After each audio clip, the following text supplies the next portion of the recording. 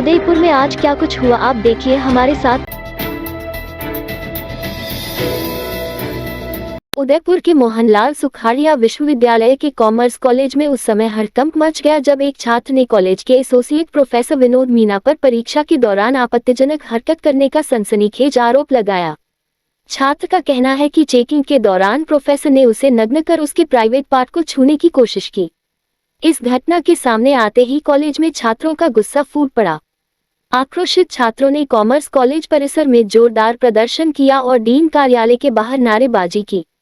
छात्रों ने विश्वविद्यालय प्रशासन पर प्रोफेसर को बचाने का आरोप लगाया और कहा कि डीन बीएल वर्मा मामले को दबाने की कोशिश कर रहे हैं। प्रदर्शन कर रहे छात्रों का कहना है कि इतनी गंभीर शिकायत के बावजूद अभी तक आरोपी प्रोफेसर को निलंबित नहीं किया गया है, जिससे विश्वविद्यालय प्रशासन की मंशा पर सवाल उठ रहे हैं। छात्रों की मांग है कि तुरंत प्रभाव से आरोपी प्रोफेसर को निलंबित किया जाए और पूरे मामले की निष्पक्ष जांच हो। कॉलेज में बढ़ते तनाव को देखते हुए सुरक्षा व्यवस्था कड़ी कर दी गई है। वहीं विश्वविद्यालय प्रशासन ने अब तक इस मुद्दे पर कोई स्पष्ट बयान नहीं दिया है।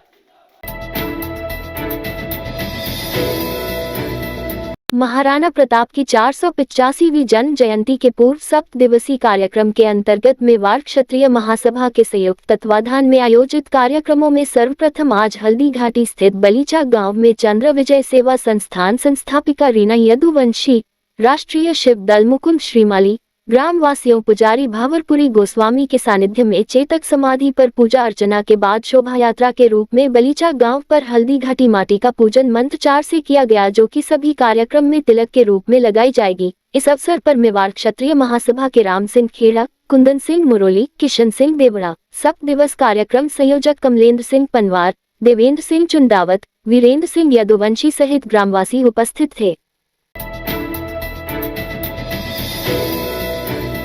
अंतर्राष्ट्रीय जैव विविधता दिवस के अवसर पर उदयपुर स्थित होटल रेडिसन ब्लू में राष्ट्रीय कार्यक्रम का आयोजन किया गया। यह आयोजन वन, पर्यावरण एवं जलवायु परिवर्तन मंत्रालय के तत्वावधान में संपन्न हुआ। कार्यक्रम में मंत्रालय के सचिव तन्मय कुमार, अतिरिक्त सचिव अमनदीप गर्ग, राष्ट्रीय जैव विविधता प्राधिकरण के अध्यक्ष सी अचलेश्वर रेड्डी, वन महानिदेशक सुशील कुमार अवस्थी और राजस्थान जैव विविधता बोर्ड के सचिव आर.एल. मीना प्रमुख रूप से उपस्थित रहे। कार्यक्रम की शुरुआत केंद्रीय सचिव तन्मय कुमार द्वारा जैव विविधता प्रदर्शनी के उद्घाटन के साथ हुई।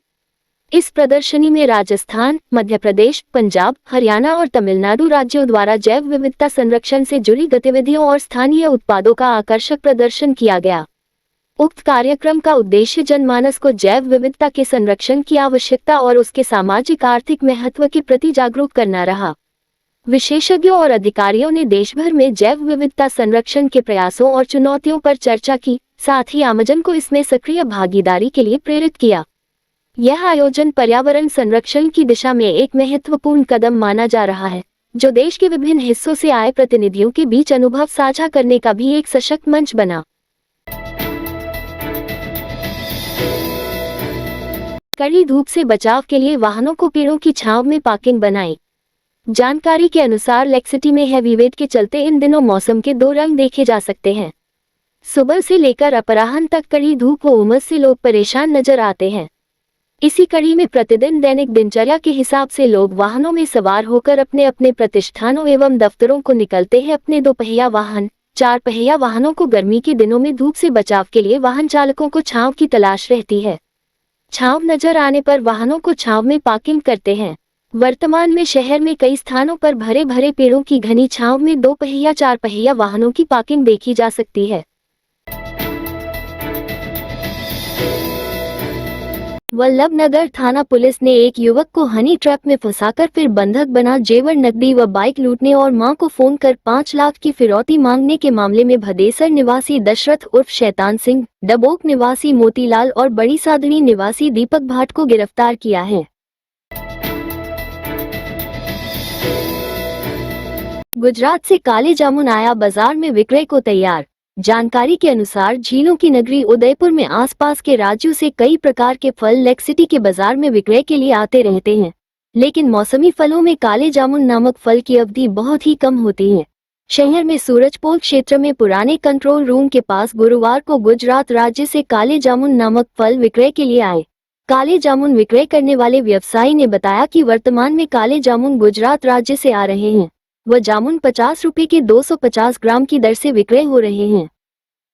इस रात की सुबह नहीं होती जब तक हाथ में उसकी गर्माहट नहीं होती। चाय का प्याला, अखबार साथ पुराना है, मिट्टी से जोड़ता है। खबरों की खुशबू से सारा घर महकता है। हर रंग में ढला कहानियों से किस्सों तक ले जाता है बेरोक टोक। देश के हर हिस्से तक ये हकीकत का आईना है। ख्वाबों को सच करके दिखाता है।